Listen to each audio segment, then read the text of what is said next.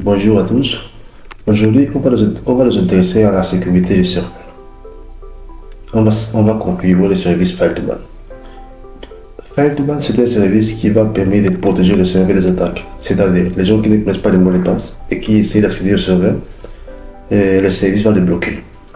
File2ban utilise des autres services. Il s'agit du parfait iptables et du service RSysLog. iptables, c'est un parfait qui va servir ou bien qui va gérer les blocages des machines qui essaient d'accéder à distance à nos serveurs. Et RSysLog, celui qui va aider au bon fonctionnement du service File2ban. Donc, on va commencer par installer le service avec y et on fait install File2ban. On profite pour installer en même temps les autres services RSysLog et iptables. Bon, j'ai déjà fait l'installation, donc pour faire l'installation.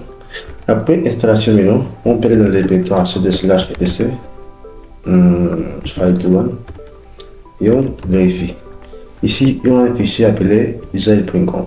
C'est un fichier qui va gérer les configurations. Mais ces fichiers-là, on ne les modifie pas parce que si on les modifie, à la prochaine mise à jour du système de service File2ban, les configurations seront écrasées. Donc, qu'est-ce qu'on va faire? On va créer un fichier qui va contenir toutes ces configurations. Donc, on fait cp jai.conf et on crée les fichiers jai.local. Ces fichiers maintenant qu'on va utiliser pour configurer notre serveur. Donc, je vais modifier les fichiers jai.local. Ici, qu'est-ce qu'on va faire? Ici, bon, avant, je pars à la première ligne. Ici maintenant, qu'est-ce qu'on va faire? Je vais commencer par modifier les contextes backend. Je vais chercher ici, je fais backend. On a trouvé N pour chercher. Et on l'a ici. Ici, on va remplacer. Il est parti où? Backend, on va remplacer Porto par système D. Maintenant, on cherche aussi ignore ib. N pour chercher, et ça ligne qui est là. Donc, on enlève le commentaire et on ajoute l'adresse réseau de notre serveur. 192.168. Pour moi, c'est quoi même? Je vais ouvrir notre terminal pour vérifier. Je fais un nouvelle fenêtre. Fconfig. Si, bon. Passé. J'ai fait fconfig. J'ai 142.168.10.0. Donc je peux fermer ça. Oui. Et je mets ici 10.0/24. Le réseau du serveur. Là maintenant, on va descendre dans les contextes SSH. Donc on va en bas, on descend ici. Dans les contextes SSH, on va définir nos paramètres. Je vais commencer par des enable pour activer le service égal à true. Le nom est tentatif. Je fais max return égal. C'est-à-dire que la personne pourra essayer 3 fois avant d'être banni. Je fais ici ban time est égal à, supposons, 3 minutes. C'est juste un test. C'est-à-dire la personne, après d'avoir essayé 3 fois et avec un mauvais mot de passe, il sera bloqué pendant 3 minutes. Je fais ici find time. Je mets ici 10 minutes. C'est-à-dire, dès que la personne va commencer à pousser le mot de passe, s'il arrive à 10 minutes sans avoir trouvé et sans avoir arrivé à 3 tentatives, il sera aussi bloqué. Et en dernier, on fait ignore IP.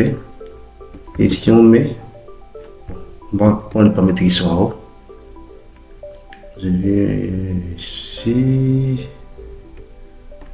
et ici. Je fais Y fois pour copier.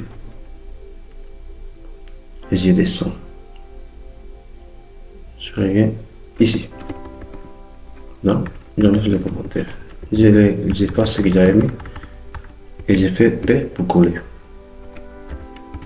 Ici maintenant, on va mettre l'adresse IP du serveur, c'est-à-dire que toutes les machines pourront être bloquées sauf l'adresse IP du serveur. Et c'est tout. Donc on enregistre les fichiers. Et on redémarre le service File1. Start File1. Maintenant, si on vérifie le status, on peut voir que le service File1 est activé. Donc, qu'est-ce qu'on fera ici maintenant? On va aller dans notre fichier SSH, donc on fait vim /sshd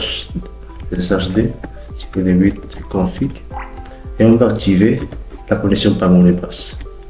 Parce que pour bloquer une personne, la connexion par mot de passe doit être activée. Si ce n'est pas activé, on ne pourra pas mettre le mot de passe. Donc, on enregistre les fichiers et on va démarrer le service SSHD. Non, pas status, plutôt restart. Maintenant, on peut aller dans les clients maintenant. On va dans les clients. Et on prend petit, par exemple.